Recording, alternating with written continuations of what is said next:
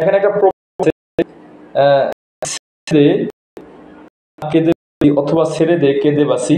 দেখেন এই প্রবাদটা মানুষ যখন যে বাঁচতে চায়, যে কোনো ঝামেলা পোহাতে না চায়, বড় বিপদের সম্মুখীন হয়ে গেছে, ওইখান থেকে মুক্তি পেতে, তখন কিন্তু এই প্রবাদটা মানুষ বলে যে ছেড়ে দে মা কেঁদে বাসি।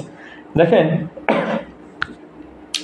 একটা বিষয় হলো মার্কেটে বর্তমান অবস্থা, মার্কেটের যে কন্ডিশন, 5 কার্য দিবস ধরে ভয়াবহ পতন মার্কেটে, এবং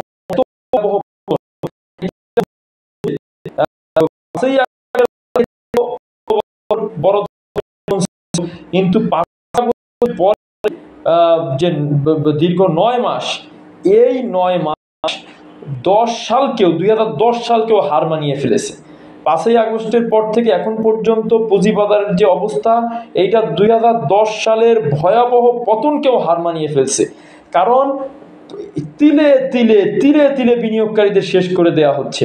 6,000 থেকে 4,800-তে মার্কেট নেমে আসলো, সেখান থেকে একটু উঠলো, তাও বিনিয়োগকারীদের কোনো উপকার হলো না। এবং এই মুহূর্তে মার্কেট যেভাবে আবার ভয়াবহ পতনের দিকে যাচ্ছে, কোনোভাবেই মার্কেট রিফর্ম হচ্ছে না। সংস্কারের নামে বিনিয়োগকারীদের সব কিছু শেষ করে দেওয়া হচ্ছে। সরকারের কাছে যদিও বিনিয়োগকারীরা দাবি জানাচ্ছে, গভর্নমেন্ট বলতেছে যে এই বিষয় নিয়ে আমাদের কোনো ইন্টারেস্ট নাই, পুঁজিবাজার নিয়ে কোনো ইন্টারেস্ট নাই। এবং একজন অর্থ উপদেষ্টার মতন একজন লোক, যিনি একেবারেই মানে নির্বাক হওয়ার মতন কথা বলতেছে, তিনি বলতেছে যে বাজার তো ভালোই আছে, এরা তো ভালোই করতেছে। তার মানে এখন এমন একটা অবস্থা যে বিনিয়োগকারীদের কোথাও গিয়ে দাঁড়ানোর জায়গা নেই। বিনিয়োগকারীরা এই জন্য বারবার বলতেছে যে এখন নির্বাচন হলে, নতুন একটা গভর্নমেন্ট আসলেই আমরা বাঁচি। এই অবস্থার মধ্যে থেকে আমরা বাঁচতে চাই, এই অবস্থা থেকে আমরা মুক্তি পেতে চাই। কারণ স্বৈরাচার সরকার যেভাবে বিনিয়োগকারীদের শেষ করেছে, তার চেয়ে আরো অধিক গতিতে এখন বিনিয়োগকারীরা শেষ হচ্ছে। এই অবস্থায় বিনিয়োগকারীরা কি বলতেছে জানেন? ছেড়ে দে মা কেঁদে বাসি।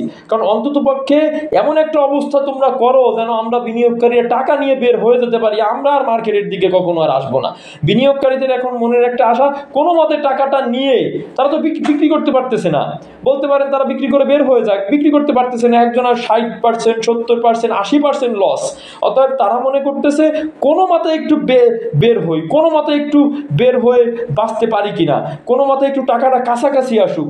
5, 7, 10% লস হলেও বিনিয়োগকারীরা ছেড়ে এই মার্কেট থেকে যে বের হয়ে যাবে, আর এই মার্কেটে তাদের কেউ আনতে পারবে না, এরকম আস্থার সংকট তৈরি করেছে এই মাকসুদ গং, যে আমি মনে করি শিবলির দোষর ছিল, এবং আওয়ামী লীগের সময় সুবিধাপ্রাপ্ত একজন লোক আওয়ামী লীগেরও দোষর ছিল। অতএব এখন বিনিয়োগকারীদের একটাই কথা, যে ছেড়ে দে মা কেঁদে বাসি।